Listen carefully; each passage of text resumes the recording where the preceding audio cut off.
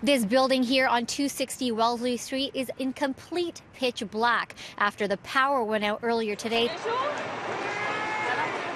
550 residents having to make the choice of whether they want to stay in their apartments without power and water or find somewhere else to go. The kids are coming. We don't know what we're going to do. Like right now, I have to go walk all the way to the second floor. I'm back. Is that the only bag that you have with you? For the meantime, because I'm still hoping that it's not that worse. Flooding in the lower part of the building prompted building management to call Toronto Hydro to cut the power so repairs could be made. Amid the chaos, building management was nowhere to be found.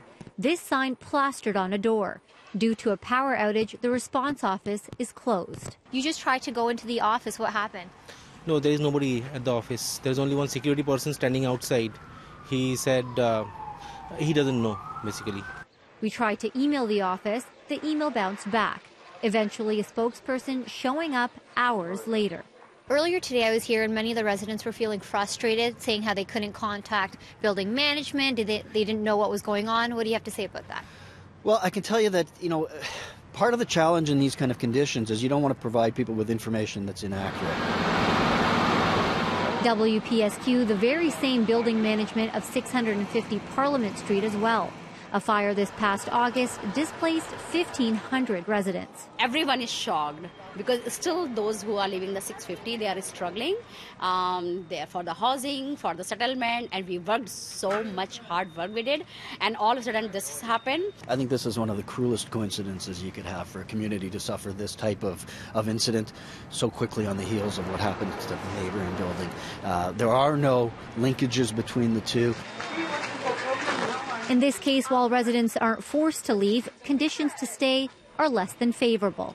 Given the time of day, given the number of occupants of the building, we believe that for a short term, we can make the building safe. We have ordered under our authority the owner to provide no less than 31 security guards 24/7 hours into the building, doing welfare checks, conducting a fire watch, making sure the building remains safe. Residents also have the option of going to the Wellesley Community Centre. But if they choose to stay, that they must be very careful in terms of not using candles, not using, stoves and things like that they might be tempted to use for safety reasons. It's also a very cold night, and if residents aren't allowed to use candles or use a stove or try to, how are they supposed to keep warm? Well, and that's one of the issues. So, we're trying to encourage the doors to stay closed. We've made arrangements. We're trying to make arrangements to have additional blankets brought in. This family with a young son willing to take a financial hit in order to keep them warm in these frigid temperatures. It looks like on Airbnb per night the average rate is $215. So that's a lot of money. Toronto Fire says that it isn't unsafe for residents to stay here at 260 Wellesley Street. It's up to their discretion. But as for when power will be returning, it is unknown at this time. We also know 26 displaced residents from 650 Parliament Street are now residing here. That means it's their second time dealing with a very similar situation. Maleeha Sheikh, City News, 260 Wellesley Street.